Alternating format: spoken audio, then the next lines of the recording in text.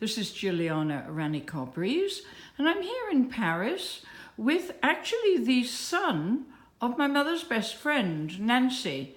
And this is Francois Poirel. Good evening, Francois. And Francois is a consultant in the fashion business. So we'll come on to that in a minute. But Francois, tell me about your mother and your father. My father and my mother met quite bizarrely because she was from Wales, my father was from Champagne, Epernay, and my mother was a school teacher, teaching in Cardiff. My father had a degree in modern languages, English, and he went 1 year to Wales and ended up being a French teacher in a grammar school which was run where my grandfather, Llewellyn John, was the headmaster.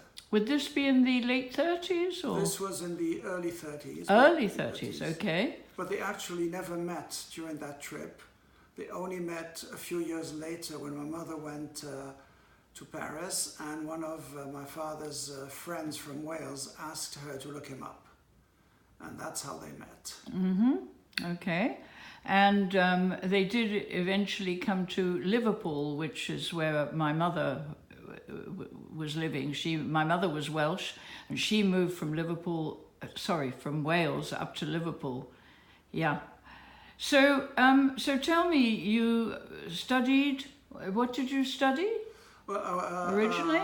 Originally I went to the international school in Geneva, which I spent 12 years through the whole curriculum, which was wonderful.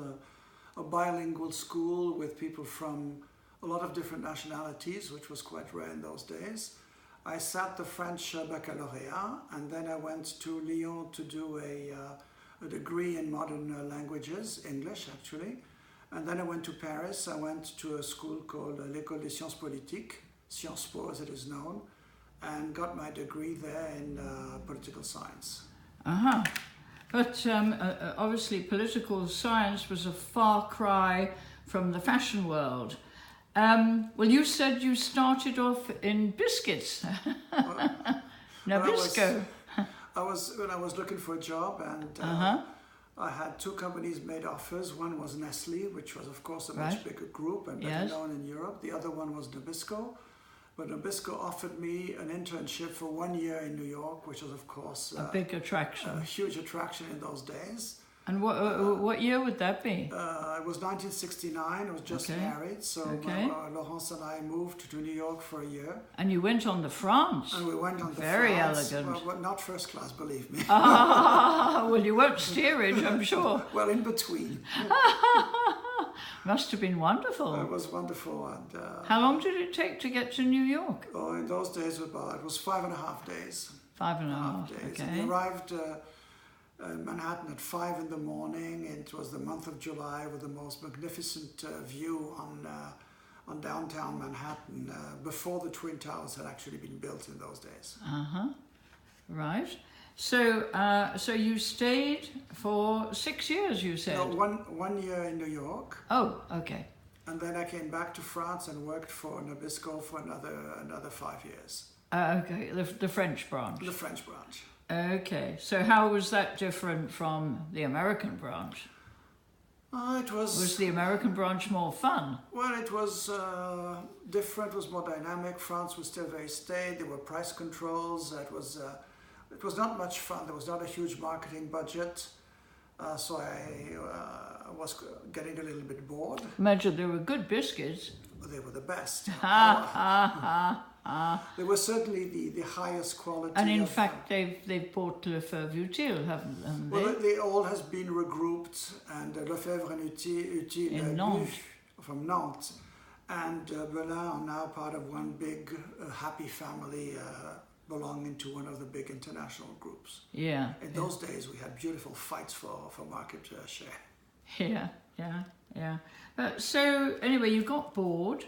And but you were interested in fashion through your mother. Tell me about that. I had always been interested in fashion.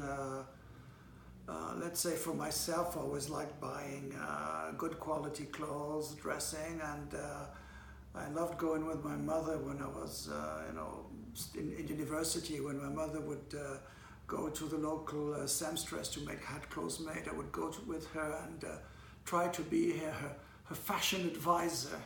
And she was quite happy also. So, I would always push my mother to have slightly shorter skirts and be a bit more daring. And I think we made a good combination. Absolutely, absolutely. And I'd always kept that. And I had the opportunity in the mid-70s to go and work for a small company run by a woman who had been in the Karl Lagerfeld studio when Karl was working at Chloe. And we had a lot of fun. We had a lot of fun for 3 years. It was a day where small companies could start up and survive with very little money. In Paris? In Paris. And then we got a mix-up.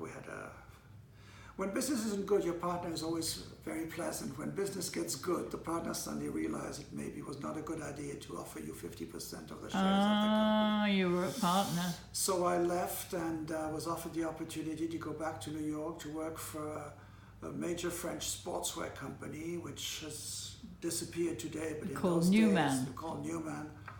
And Newman was famous for its jeans, but they did not denim, but they would do velvet and corduroy jeans, and they had daring colors. They had the best cut jeans for women. When women wore a pair of Newman jeans, they seemed amazingly to lose a size. They were very expensive for the market, but they were worth it. So how come the company vanished? Because fashion changes, and the man who created the company had a stroke. It was about 6 months after I had joined. The company was very well managed, so it continued to go on.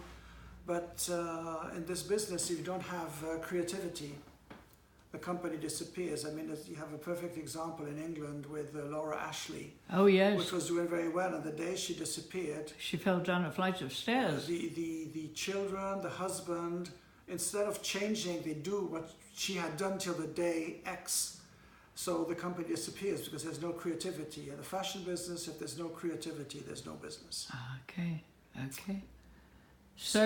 So I stayed in New York, and I was very fortunate to be hired to open the US subsidiary of Louis Vuitton. That was in 1980? That was in 1980, which in those days was a very, very small company.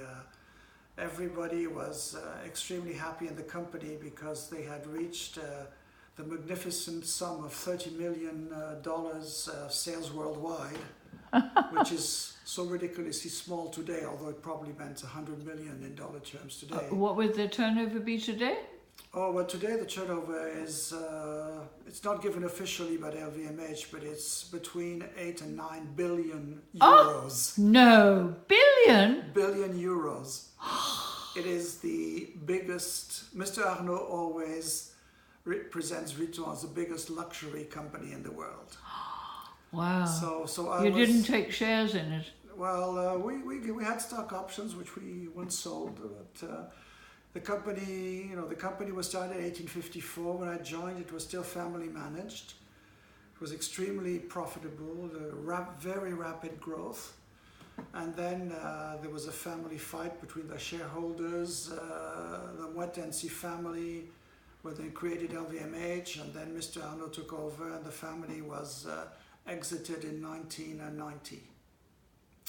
So I stayed on for 3 years as president of Louis Vuitton Europe, and then I took a job in London as chief executive of Alfred Dunhill. Yes. Not the cigarettes, we had to repeat every time, but the company manufacturing clothes, accessories, leather goods, etc. Yeah, leather goods. They were known for leather accessories, weren't they? Yeah.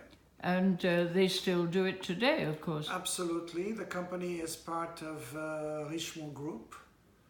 And still British? Richemont is Swiss, actually, based in Switzerland. And the major shareholder is Johann Rupert, who is from South Africa.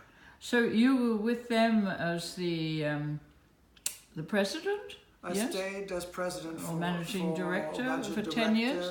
No, I stayed with him for 4 years. 4 years, okay. And then moved back to New York to run the business of Paloma Picasso. Oh, yes. Which was not always easy because Miss Picasso, Yeah. does have a tendency to have a mind of her own. Did you meet her personally? Of course, yes. Yeah, okay. Well, we're going to come back to that in part 2. Thank you very much, Francois.